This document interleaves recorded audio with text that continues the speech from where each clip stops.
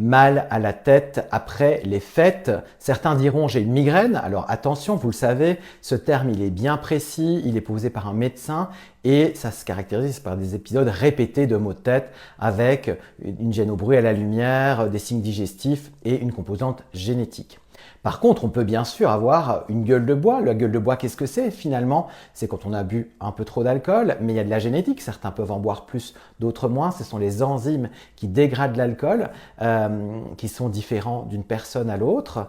Et puis, on peut avoir tous ces symptômes qui ne sont pas que le mal de tête, mais aussi des signes digestifs, aussi une grande faiblesse. Et on reste prostré, mou dans son lit à cause de ça.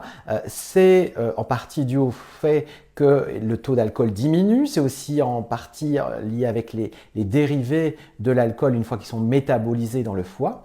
Et puis, c'est aussi lié à la déshydratation. On a déjà parlé d'un problème dans le cerveau qui est l'hypotension du liquide céphalorachidien, quand on a trop peu de liquide autour du cerveau, ce qui peut arriver après une péridurale, une ponction lombaire par exemple. Eh bien, on peut avoir ça si on boit beaucoup d'alcool qui induit beaucoup de déshydratation, donc il vous fait faire beaucoup pipi, et bien on peut avoir ce syndrome, on peut avoir une hypopression dans le liquide qui entoure le cerveau, on peut se retrouver finalement n'être bien que couché. Alors la solution c'est bien sûr de boire moins d'alcool, mais sinon aussi il faut bien s'hydrater et boire avec les quelques verres aussi de l'eau.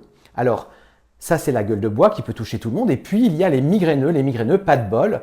Eux, un verre peut déclencher une crise et quelques verres peuvent déclencher une crise beaucoup plus intense et une gueule de bois beaucoup plus sévère que les non-migraineux, pas de bol.